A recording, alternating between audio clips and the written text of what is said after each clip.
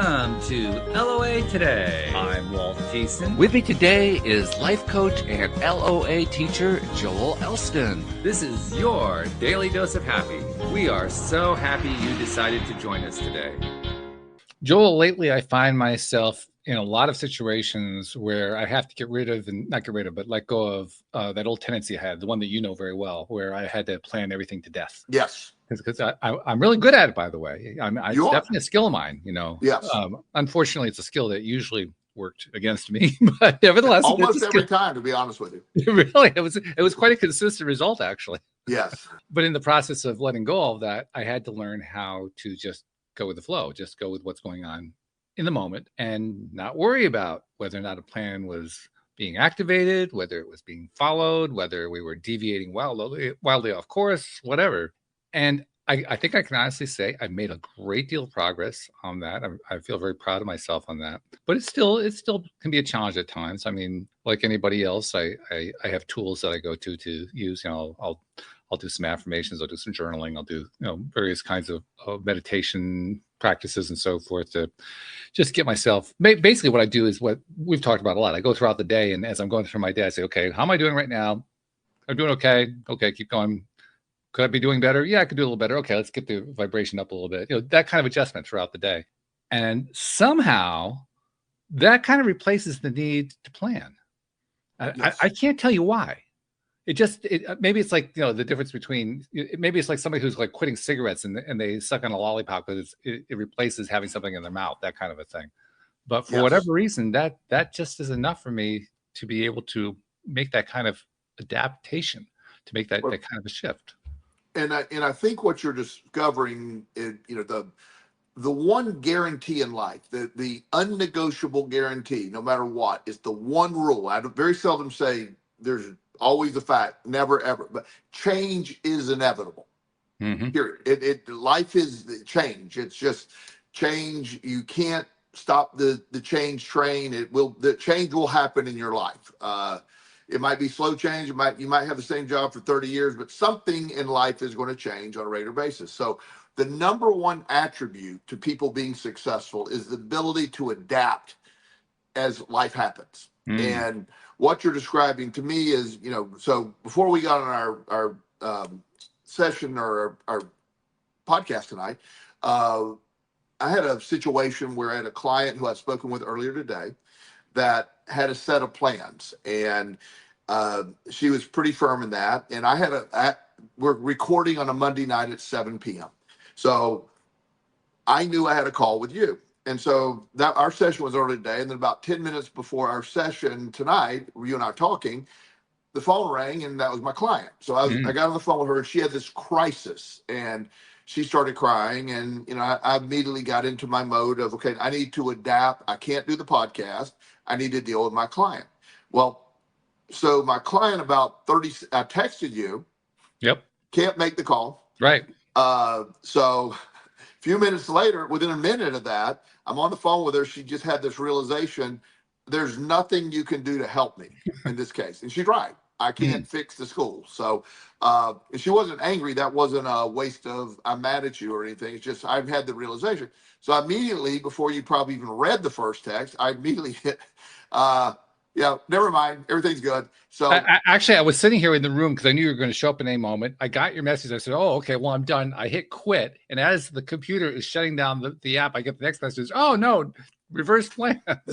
So one of the things that happens in my world, now I obviously set my schedule, but what I plan for every day, I usually leave a spot or two open for whatever happens. I have the most unpredictable days often. So no matter how well I plan for a day, there's always last minute things. So I leave a spot or two open to speak with people or be able to, I have clients that are really good about, if I have an emergency, they'll let me move their session or whatever. So I have become a master of adaptability. I can adapt to any situation quickly. So when it feels like, going back to your question or the statement that, I used to be a planner, but it feels like this sort of replaced the need to plan. In a way it does, because we know the overall plan of your day, but being able to adapt to the changes, because when you get rigidly stuck to a plan, it seems it seems like overwhelming and chaotic and can cause a lot of stress and anxiety when it doesn't go as planned. But when you anticipate, I have no idea which way it's going to go. I Mm. do know I can deal with it and adapt with it and figure it out. That becomes a skill set of its own.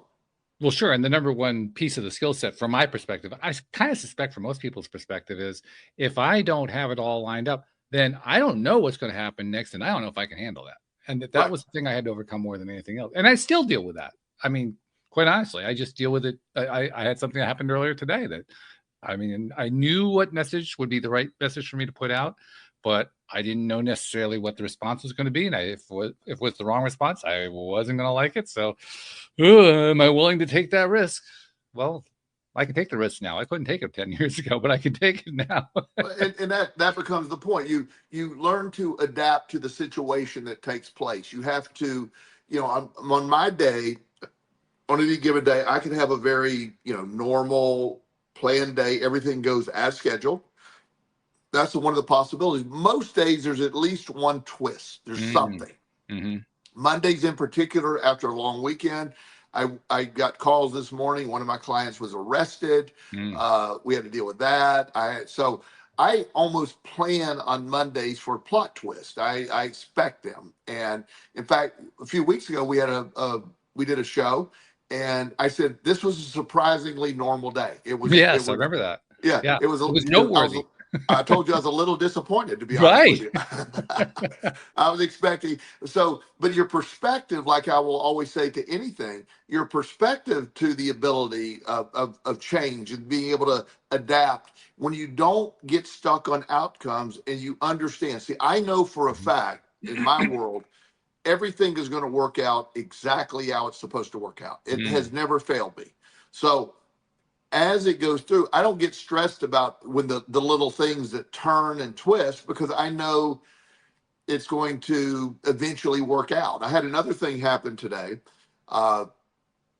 The company that I used to work for before went into private practice, where you and I first spoke, right? Williamsville Wellness. Bob Cabinet's the owner. Him and I are friends, and we had a difficult parting years ago, but we remain friends. Sure. And I found it ironic today that one of the things that plot twist today, I had to call Bob for help to place a client, and Bob helped me. Okay. And I'm laughing. He did a great job, and Bob stepped up and he handled it for me. And I'm laughing at, it's like, you never know, because I've never burned the bridge with Bob. We always remain friends. And you never know when you can become allies again. And we've never been enemies. I mean, we had a really rough day. And then after that, it worked out great for me, and it worked out great for him too. But I found it like, wow, the fact that I can just go back to something that seemed like, oh my goodness, most people would say I could never speak to that guy again. Yeah. We were right back at it. He helped me adapt to today. He got involved in a case that he solved it for me, and he was the only one that could solve it, and I was grateful for him for that. So you see these things happen, but the ability to adapt is really the highest priority. The species that adapt the most are the ones that survive the longest. They go on. I mean, a lot of people have a hard time with change. I welcome change. I expect change. I grow from change. Right. Because when you have that expectation, everything gets easier. I think a big piece of it is, are you willing to accept the fact that things are going to change, and therefore that's why you have to adapt? It's the acceptance piece that's the hardest part, because it violates our plan. It violates what we had in mind. Like, well, no, that's not the way it was supposed to go. And so we get all bent out of shape about it. Well, the pesky word we often use is homeostasis, and the brain body wants everything to be the same because it's known, it's safe. So anything that violates a perception of homeostasis feels catastrophic. Right. And so you're running around, and you got to get this done, and eventually, I've gotten to a point where I view that as just, it's another day. It's what I do. It's what I'm really good at. I'm not, it doesn't upset me. My blood pressure doesn't go up. I can adapt immediately and change course. And if I need to do something different, I can do that. And again, a great strength that is built over years. But historically for me, there was a period of time during my addiction that any change that I had was always catastrophic. So I got fired from my dad's company. I ended up going to jail. I was homeless. Those were changes that were catastrophic so I associated all change as bad. Yes, which is probably something most of us do if we end up with a lot of traumatic stuff, especially if we get a whole bunch of them in a row. Yes. Now, you experience one, unless it's really severe, you experience one, you can shake it off a little bit. When you get a whole series of them, which of course law of attraction does, that's the hard part, because now it feels like everything's against you. Yeah, and then when you start the mindset, the one thing that will make everything against you is when you believe that everything is against you. Against you, yeah. It's very annoying, actually. Yeah, and so when you have evidence that has your brain saying nothing goes right for me, it does, and it nothing does go right for you. So yes, so I had a client the other day, and she has a very, very curable form of cancer, 80% cure rate. Okay. Probably higher because they got it pretty early. But so she comes in, and she has a tendency to awfulize or catastrophize every scenario. Yep. And so she told me that she said, I have cancer and I think I'm going to die. And I go, that's likely.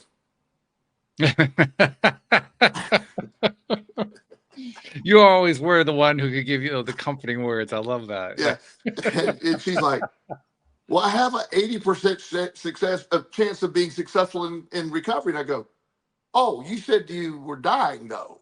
I mean, so yeah, do you believe the 80%? Which I do.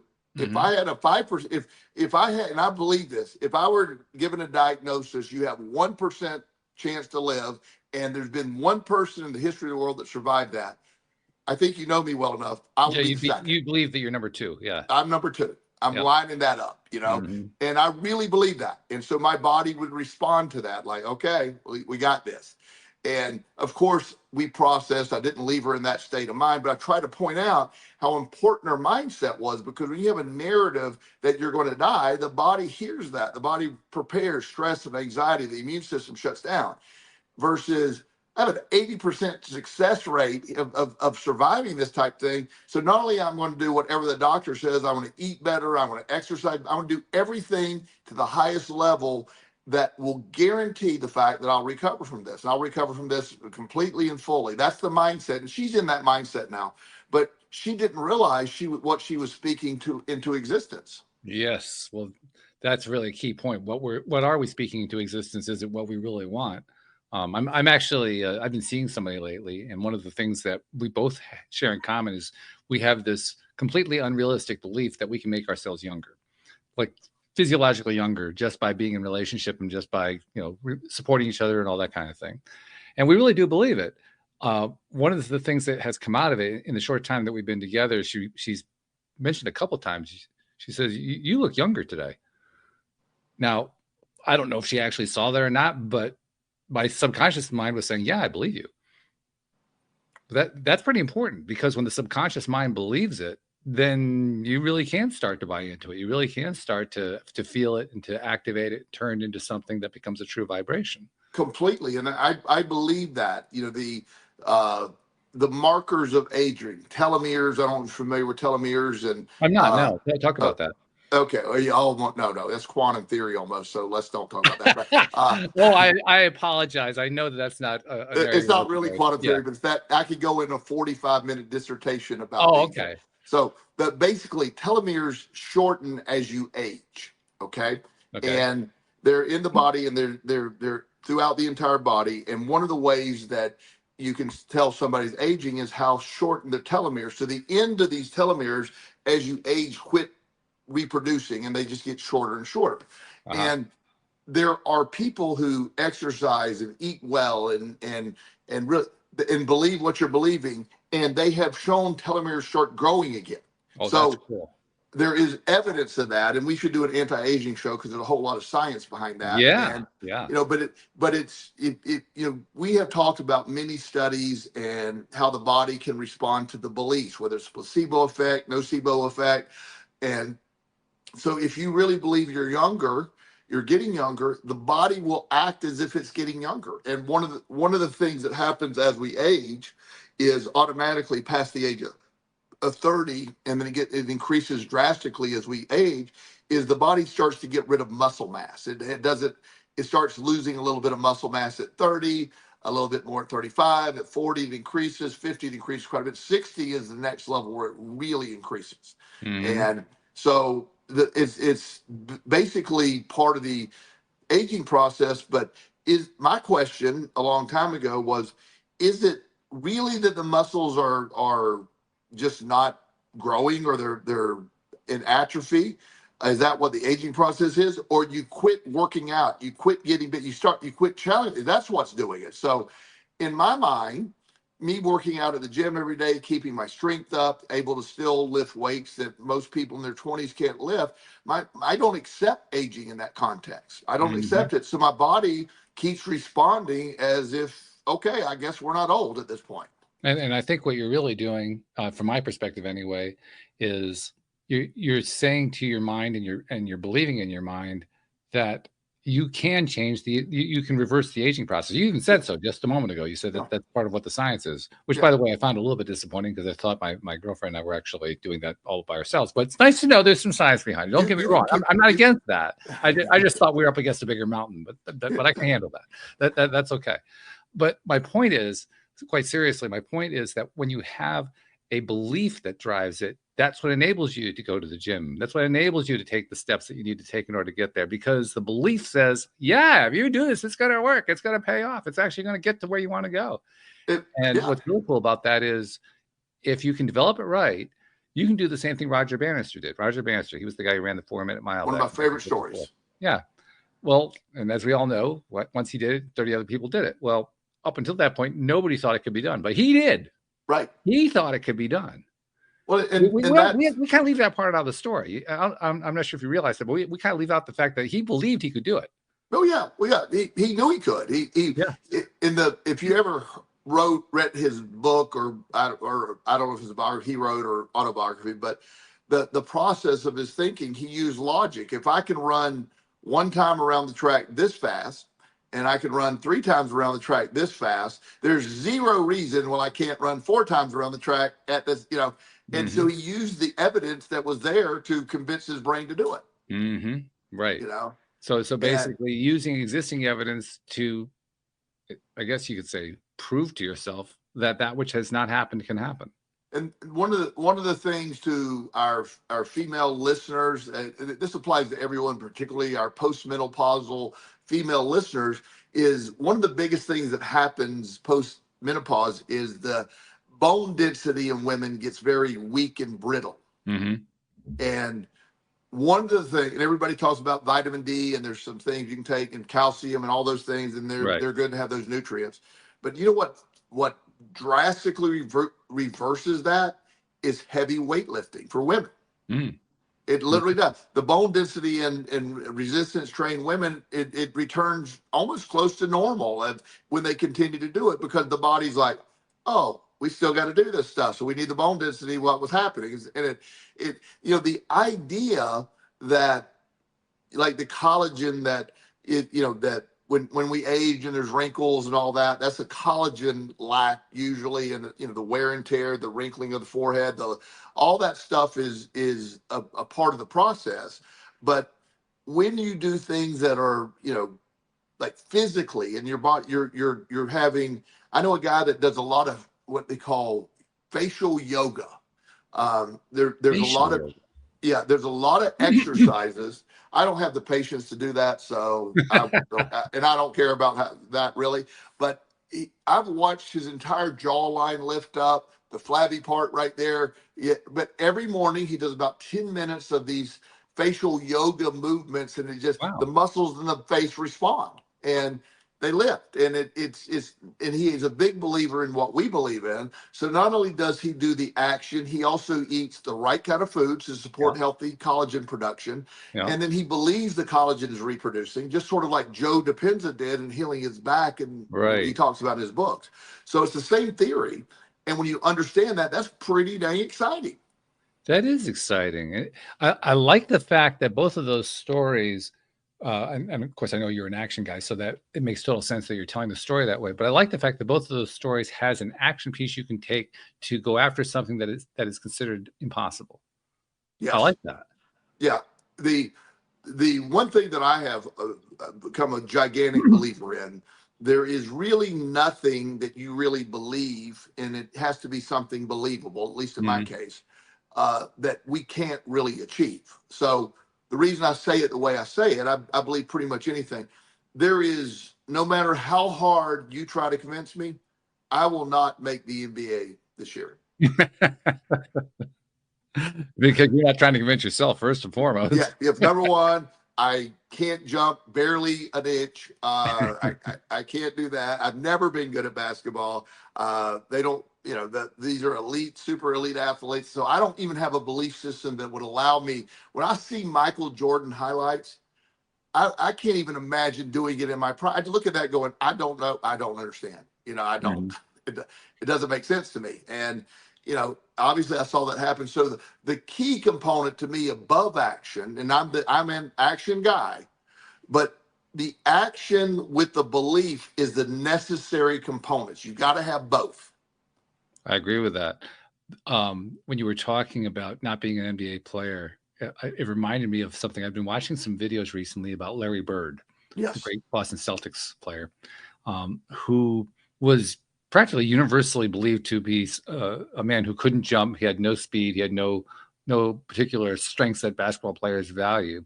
But there was you can find a lot of interviews with famous NBA stars talking about playing with Larry Bird. And there was one, I don't remember which star it was, but he was asked about what he thought would happen if LeBron James and Larry Bird played a game of one-on-one. And he didn't even think about it. His instant reaction was Larry Bird would win. And the interviewer was astonished, like, really? I mean, come on, LeBron James. And the guy says, no, you don't understand. Larry got the game in a way that most people didn't get the game. He understood the game. So yeah, he didn't have all the skills, but he didn't need it. And he obviously believed that if the two of them played one-on-one with both of them being at their peak athletic prowess, that Bird would have just schooled James, that it wouldn't have even been a close contest because of how well he understood the game. I completely agree with that for the main reason. Larry Bird, if you understand his work ethic, Oh yeah, action oriented, he would take thousands of shots a day. He allegedly, in Boston Garden, they had the parquet floors. It was right. a very unique basketball floor. They're very pretty and shiny. Larry Bird spent years learning every crack and crevice. So his back is against the basket, and he would look down and see where he's at, know exactly the distance. He would do a turnaround jumper and hit it. That was preparation. That was consistency. That was muscle memory. Those were the things.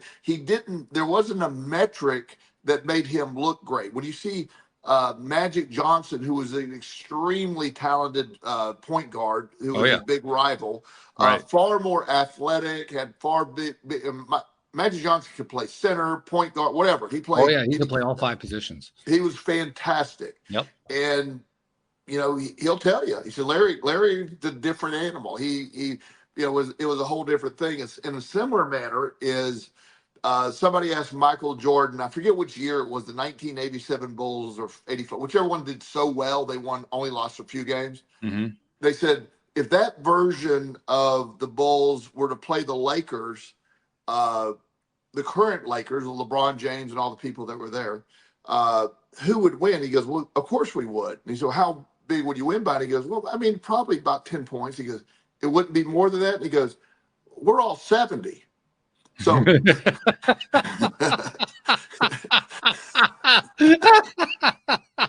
so Jordan, we beat him right now. And there's another person, one of the greatest people that I admire the most, and not about personality or any other reason, but work ethic. Right next to Michael Jordan is Kobe Bryant in work ethic. He action oriented, very talented man, but he had athletic ability and Larry Bird's work ethic, and that combination was very rare.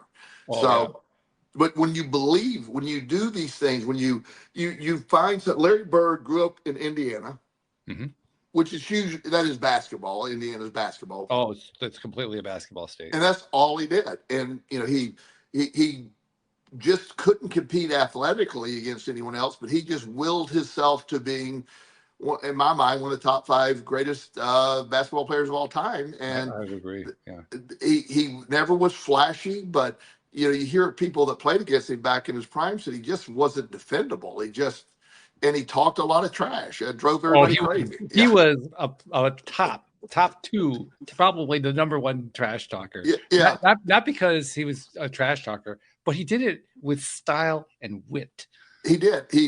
Isaiah Thomas, I think, was telling a story when when Boston was playing the Pistons in one of the playoff games, Eastern Conference Finals, and Larry's on fire, and Larry went down, and whoever was guarding Larry says he hits this long range jumper with his right hand. He's right handed. He shoots it and scores, and the guy said, "You're not going to make that again." He goes, "I'm going to come down and make it with my left hand next time." And he came down, shot the same shot, left hand, and made it. And then he just literally was telling the guy what he was going to do, and it would do it. And then finally he said, "Never mind, just quit doing that. I'm not asking you to do anything else. Stop." Just. And he did that a lot. There are a lot of stories like that. Yeah. There's one with, I believe, Karl Malone was on the other side. Yes. And Malone was doing something, I forget what, but he was dealing with Larry during that game, and Larry told him it was at, I think it was the end of the game, and it was a case where the Celtics had one more shot to tie or win it, and if Larry took the 3-point shot and made it, he would either tie or win the game, and he had been playing the trash talk game with all of his opponents throughout the game, as he usually did, but he was particularly working on Malone, and he said, I want you to understand what's going to happen. We're going to take the ball out. They're going to pass it over to Kevin McHale. McHale's going to pass it to me in the corner. I'm going to put it in the 3, and it's going to be game over. And Malone's thinking, what? and that is precisely what happened. Yeah. It's amazing, but when you have that level of belief and that level of being prepared, and that isn't arrogance, that's confidence, and it's intimidation for the other team when you realize he told me what he was going to do and we couldn't stop it. There was another, I can't remember who it was, but there was another pro player who was interviewed, and he said it was when he was in his rookie year, and he was told by his coach that he was going to guard Larry Bird that day. He didn't really know a lot about Larry. He'd heard of him, but he didn't really know much about him. And he said, "Okay, yeah, no problem." 44 points later, he had heard of Larry Bird. He knew exactly who he was. And the entire game was this. I'm going to school you today. Now, here's what's going to happen next. And he would go and do that thing. And this poor guy say, "What the hell's going on here?" Well, in fact, I think that was the game, to be honest with you, because, and I'm just reporting what they're saying. It's not my belief, but there is a bias in basketball that African Americans are more athletically talented. Oh yeah. And Larry Bird was mad because his words were, they put a white guy to guard Yeah, me. they were disrespecting him, he said. He thought it was disrespect, and he goes, they had to. He went and scored all these points on it just to prove, like he said, you can't put a white guy on me, and that was Larry Bird being a white guy saying that. So there was one of the championship games between the Celtics and the Lakers. There's a story about how at the end of the game, it was another case where Larry did take the last shot, and everyone knew he was going to take the last shot, and they still got the ball to him. He did take the last shot. He actually missed the shot, so they didn't win the game. But after he missed the shot, he goes over to Pat Riley and says, "How did you leave me open? How did you do that?" That's good. Yeah, that's how. But when you operate, going back to what we were talking about adaptability, and when you view change in the right way, change is exciting. It's how things grow. It's how you move forward.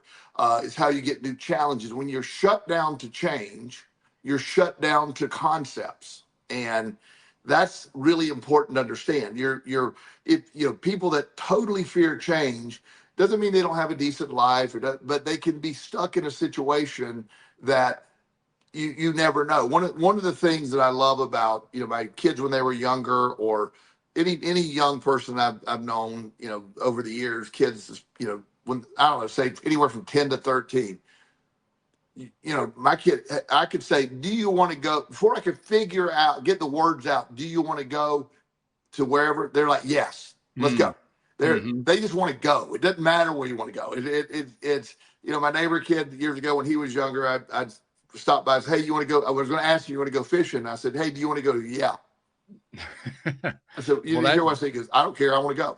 That's the beauty. That's the beauty of the young, because, like you say, there's no fear. It's more like, I shouldn't say that. There's always some fear, but it's so little fear that they're just willing to jump on board, whatever it is. I mean, they as long like as they have some sort of positive affinity going on, they're just going to do it. Yeah, and then when you have, as we develop, man, last time I did something like that was uncomfortable. I didn't like, and then by the time you get older, like one of my friends, he's dating this woman, and she called him and said she found these last minute fares to Europe, very cheap fare from New York to wherever in Europe. Okay. And she said, hey, you want to go to Europe this weekend? He's like, we can't do that. And so he texted me and he says, you believe she thought we should? I said, why can't you?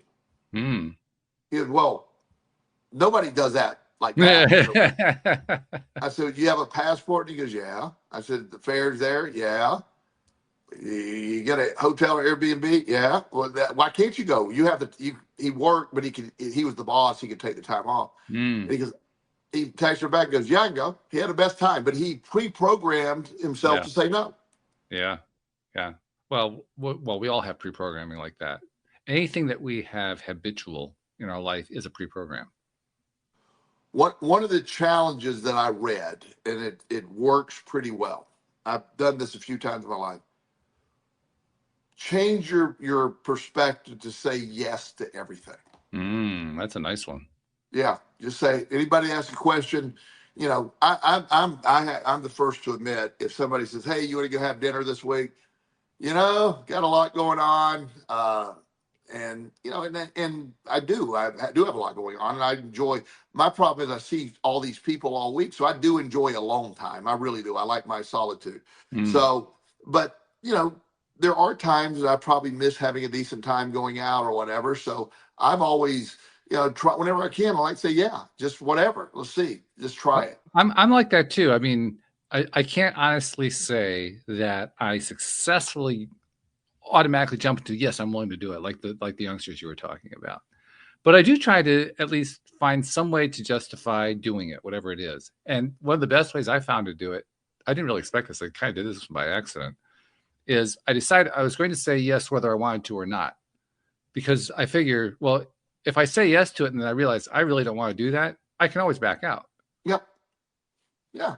We assume that that's not really the case when we're faced with that question in the first place. Well, I have to make the final decision right now, but you actually don't have to. No. In saying like what stops you from going? And I like to ask the question, what if somebody asks you to do something, what is stopping you? What is the point? What are you trying to accomplish? And a lot of times it's just out of habit. You say no out of, well, I'm going to, so if you don't go Friday to this event you were invited to, what are you going to be doing? Well, probably watching some TV or something. Yeah. Something really exciting, right? Yeah.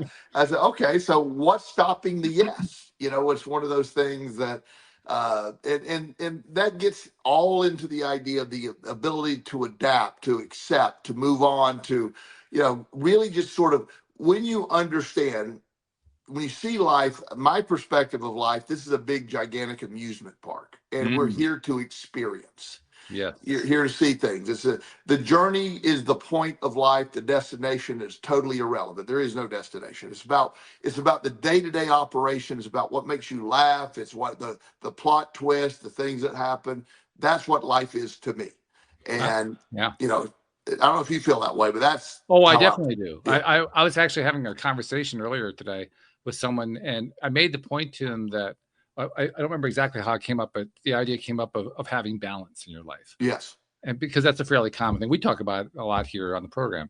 But I expressed the opinion that I'm not really a fan of balance within myself all the time. I mean, people talk about the balance of karma and all that kind of thing. I'm not really a fan of that. I'm more of a fan of a concept that the science fiction author Robert Heinlein once wrote about. he said that humans were the otters of the universe.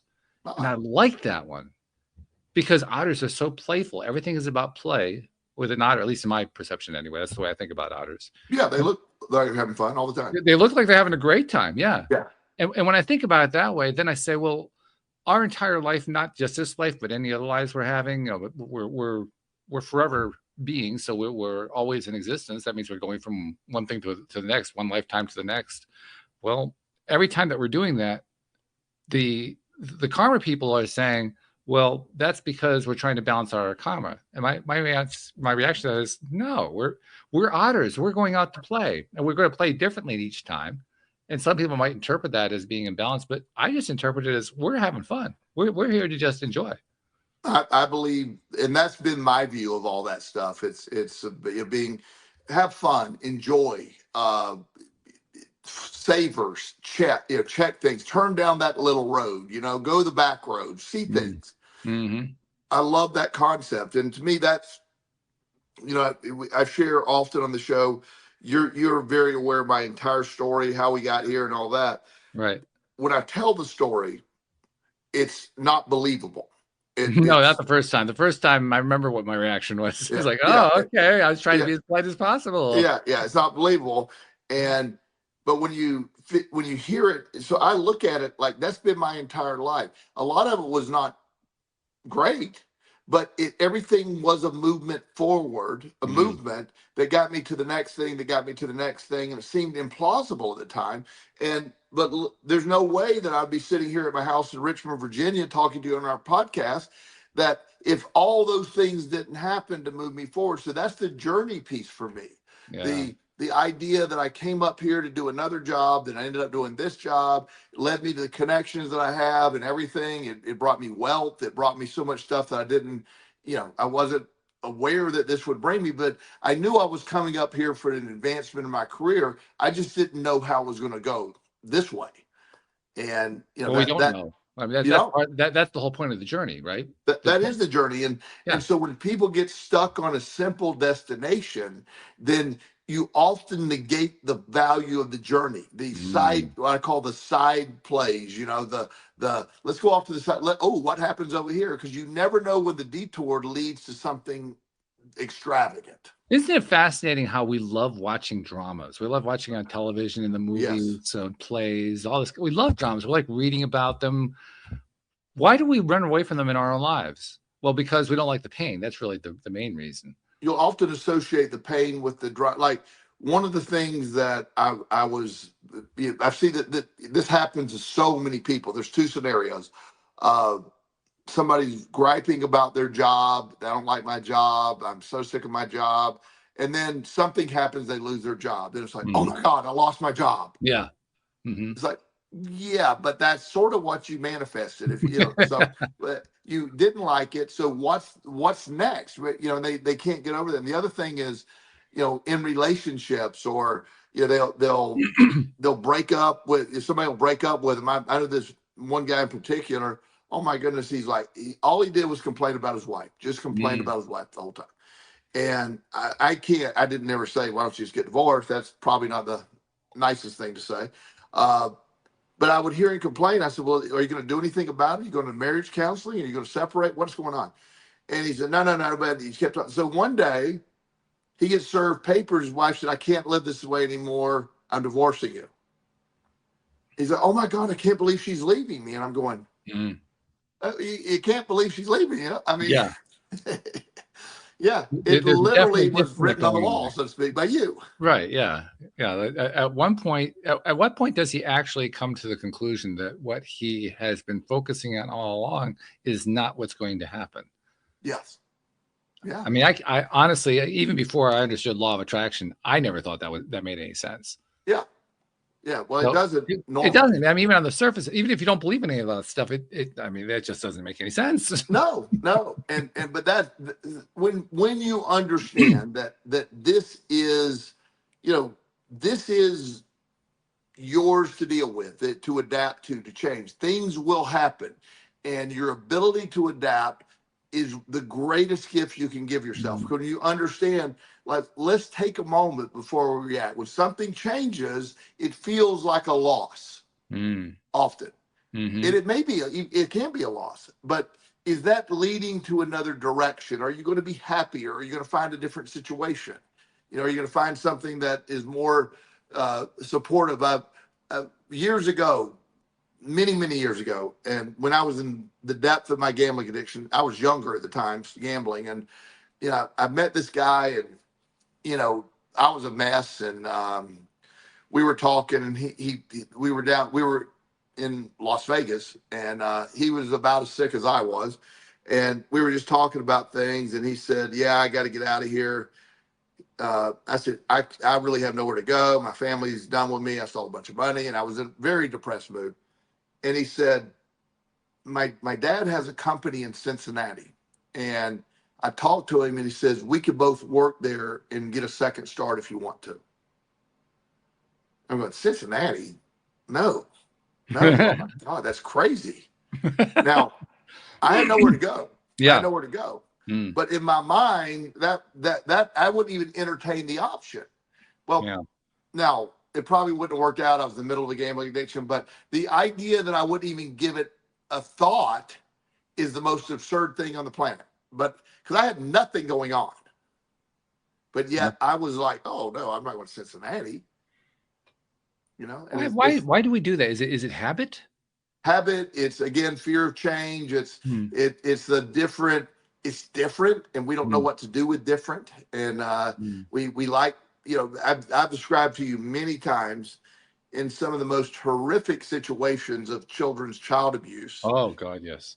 That you go into a household and the child is being removed from the household of a very abusive, horrible situation. Right. And the child is kicking and screaming to stay. And the first time I saw that happen, I was thinking, oh my God, what is she? I mean, she doesn't understand. We're saving her. And she was very angry, very, blah, blah, blah. Now, once she got into where she was going, she had a very good therapeutic foster home. I checked on her a week later. She was doing fantastic. But that moment, the known, as dysfunctional, as horrid as it was for her, was better than the unknown, because the unknown was so scary to her.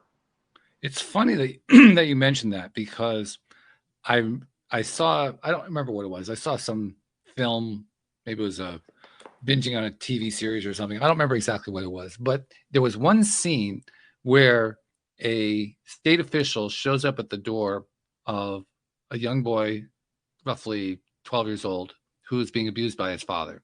The boy answers the door. The father is in the background. And the state official says, "Come with me." And the kid just goes. And as soon as I saw the scene, because of all the conversations we had, I didn't believe the scene. I thought it was ridiculous. It was. I thought it was totally absurd. Now, most people who saw that scene probably didn't have that same reaction. But I mentioned this because look at the difference in what was in my programming. My programming had to do with talking with people like you, who have told me story after story about how this is not how it plays out. It plays out much more dysfunctionally, blah, blah, blah, blah, blah. And so when I was faced with something that was a relatively functional approach, a relatively functional result, I instantly said, that can't possibly be. Now, regardless of whether I was right about that, it was the programming that I had that led me to believe that. Right. And, the programming that you have is based on what you logically think you would do. Oh my God, that's much, in my mind, whatever I'm going with this person is safer than what I'm in. So let me go there. But again, the known is, as horrible as it can be to people, is better than the unknown. And it doesn't make any sense, but it is based on, I'm getting abused here, but what if I get abused even worse somewhere else? That's the messaging.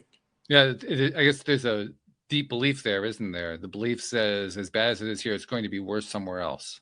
Yeah. And so, in all the kids that I've worked with and seen, that in all the horrible things that I'm aware of, and I've talked to kids before that actually said, it was terrible, but it was manageable, and the unknown could have been so much worse. A lot of it I can't even describe because it's so vile, but the idea that, this situation isn't so bad. because this is only happening. What if I went there and these other things happen? That would be much worse. That's the concept of awfulizing that we've Yeah. labeled. Yeah. And that's how we, and we get stuck, the idea of like one of the things that I'm doing in Richmond right now. Richmond has a lot of battlefields and walking trails and little lakes and rivers and ponds. So, I get a lot of steps every day. So the weather has been absolutely gorgeous and before winter really sets in. So every day I'm going to, except today was pretty crazy, but Yeah. I go to down by the river, try some of the new areas. I hike it. I mean, it's really fun seeing all the things here. I could come home and rest. Sure. That there's nothing wrong with that. I worked all day, but I like that. I feel invigorated. You spend about an hour and a half hiking or whatever, like a new area, check it out, post it on Instagram or whatever. And it's pretty cool. It's a fun thing to do for me. Or I could come home and sit here and watch TV, but I just find that more exciting. What you're pointing to is what happens when we take the time and the energy and the effort to decide not to keep doing the same thing over and over again, but to try something new and to make it habitual to try something new. Yes. Because when you do it habitually, then you develop the mindset you had, which is, and you still have, which is, well, okay, let's do it. This is going to be fun. I don't know what it's going to be, but this is going to be fun. Well, and I do believe that, at the beginning of the year, or really a few months before the end of last year, I meet with this group of gentlemen there. We call it a mastermind meeting. You and I've talked about that. And right. The gentleman that is sort of my mentor, he made the statement. I remember telling you this. He said, he asked me, he said, Joel, it's been several years since you've done something absolutely crazy and impulsive. I think love it's time. that. Yeah. And he said, I think it's time you do that again. And I said, oh, you're right. So a month later, I sold my house. I love that. Yeah, I love that. It's so cool. Yeah, and it's working out great. I'm in a temporary situation now, but I have no idea where I'm going to end up. But there's no rush on that. I can stay here if I want longer or not. It doesn't matter. But I'm in good shape either way. In fact, what it's probably going to do, and I think you're already in kind of like the first few steps of doing this, is probably going to just keep triggering your mind to consider what the next living situation is. Because I know you've already explored some. I know you explored the lake, you explored Portugal, you've been exploring some other things too. Yes. And you haven't settled on anything yet. It doesn't really matter. But the point is, you opened yourself up to the possibilities just by making that one change, which was a pretty big change, but that change set you up to be able to do it pretty easy. At some point, by putting myself in this position, at some point, I'm going to need to move. Fair enough. And so that's good because now I want to be looking for a new place. Now, I could probably talk to the owner and buy this place. The neighborhood I'm in is absolutely beautiful. I could move to one of the other townhomes here. They're gorgeous. I could do that, or I could do something more. But I am now in a position at some point, it isn't imminent, I am going to need to take action to move forward. And I like that. I like that idea. And also because of this mindset, I am not remotely concerned about where the next stop is.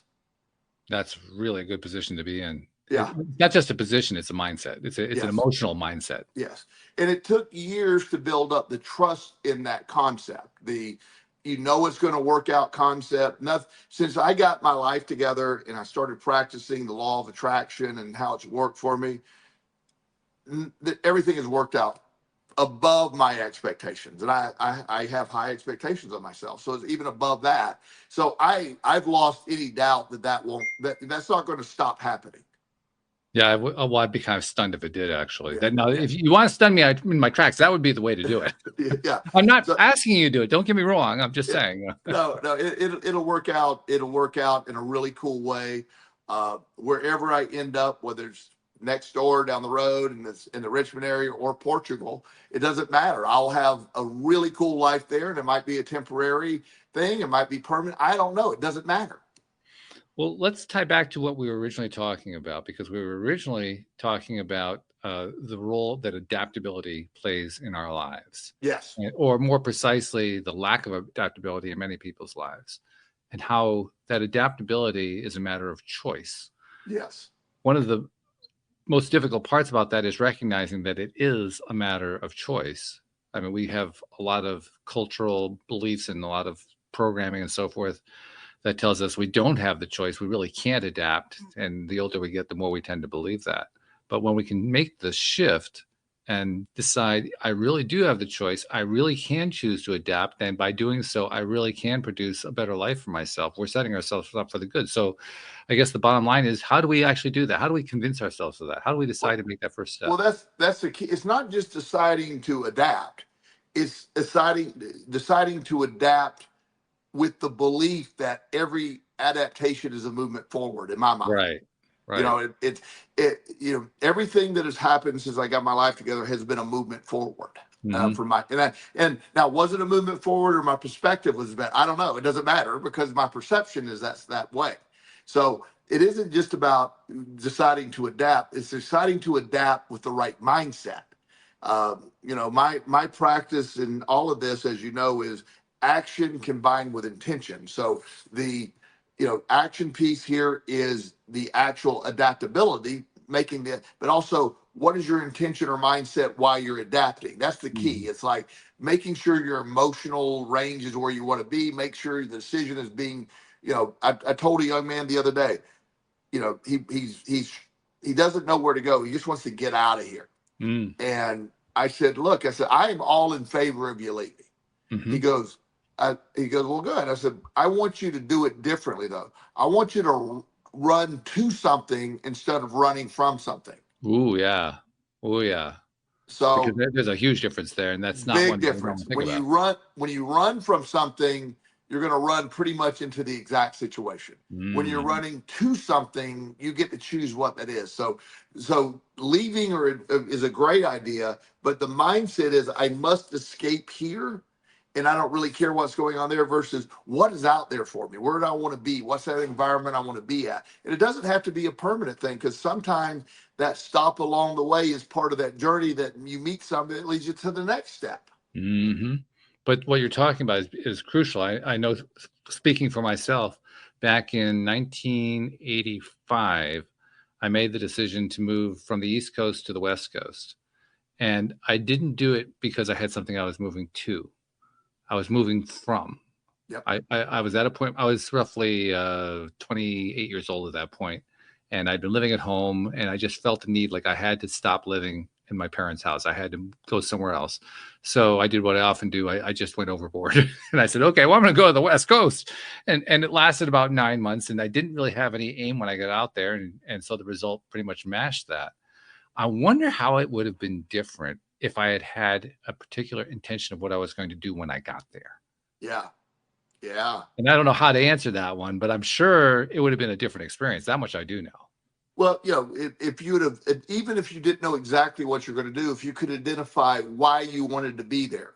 I love the weather. I love the culture. I love if you got more focused on that, say, I'm really excited to be in this new environment to see what's there versus I'm escaping because one's a negative and one's a positive. So, why are you going there? And if your answer is because it's not here, that's not a good direction. But No. no, I love this environment. Like I could live in Lake Tahoe, Nevada. I've looked at that. I love that area. It's beautiful. It's going to be about 44 degrees tonight. I love cool. It's gorgeous.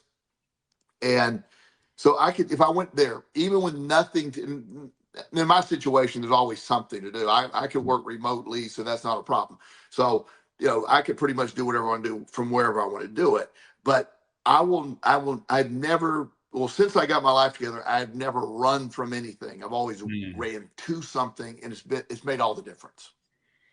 So that's a key portion of how you make the change, how you become adaptable for the first time. We've identified two key factors now. The first one being you want to have the right mindset. And the second one is you want to have a destination, not just to get away from something, but to get to something. Something, yeah. And it could be a concept. Like I hate Florida weather. I love Florida scenery, but I hate Florida weather. It's absurdly hot. It's terrible. And whether somebody believes that or not, I believe it. So it's not. I'm uncomfortable down there. I would say you're qualified to say that since you grew up in Florida. I grew up there. We'll give you that one. And it seems to me, again, Florida hot is even hotter than when I was a kid. It seems much hotter. So, I don't know if that's science or just getting older, but it is really hot. But so if I'm going someplace, one of the things I'm looking at, one of the reasons I'm leaning against Portugal, at least leaning against Portugal on the beach, is they're hotter than Florida half the time. They're really hot. Wow. Yeah. Now there's some mountain Portugal stuff that's not bad. I might look at, but so I'm going to need some cooler. That's one of the metrics as I'm looking at. I have really from Charlotte, North Carolina, northward is a pretty good environment until you get up to New York, kind of thing in my mind. That's sort of that perfect zone of seasonal stuff. You get nice cool winters, cold winters sometimes, but manageable winters. And having grown up in New York, I completely agree with you. I'm just saying. Yeah. And it's you get to. I have friends that live in Buffalo that love living in Buffalo, but Lord, I mean, feet of snow. I mean, they don't have 4 inches and you close the school. They have feet of snow. 4 inches is where you say, "Oh, this is a good day." yeah, exactly. They have they're shoveling out their own stadiums so they can play football games. Right? Yeah. And so that is what we need is as you're manifesting or drawing where you want to be, there needs to be something you're going to. I'm fine where I'm at right now. There's no reason I would ever have to leave where I'm at right now. I'm comfortable if that's fine. But you know me well enough. I need new. I like new. Yeah. And so I will be at some point moving, and it'll be an incredible place. I actually, speaking of Charlotte, I'm not going to move this because this is my lifestyle, but I have a friend that has a penthouse at one of the high rises in Charlotte that has the most beautiful view of the mountains. You can see them from Charlotte way up in the penthouse, and Charlotte's a beautiful city. Yeah, and Carolina's a beautiful state from above. I mean, so having that view every morning, waking up, it's stunning. Now, I won't like living in an apartment that you're carrying your groceries. I don't want to do all that stuff, but as far as the view, it was fascinating. Yeah.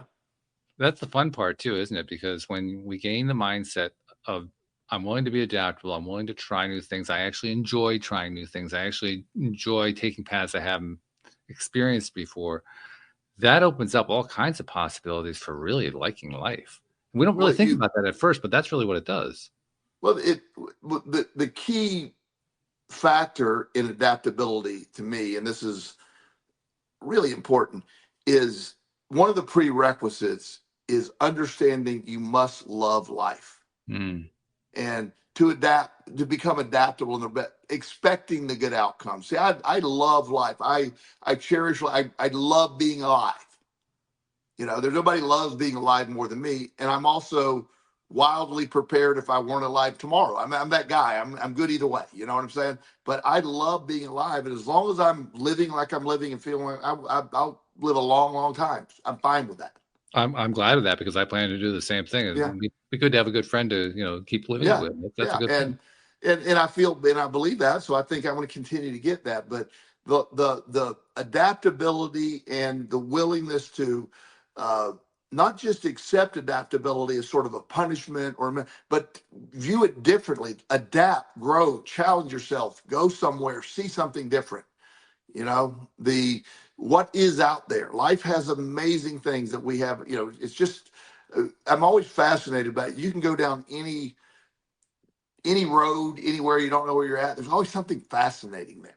Very true. Very true. Well, we go down that road every week that we do a show. I mean, it may not be a physical road, but it's metaphorical and absolutely a lot of fun. So I look forward to that. So yeah, I look forward to doing it again next week with you as well. All right, have a great one, my friend. And thank you to our podcast listeners everywhere. We'll see you all next time here on LOA Today. Goodbye, everybody.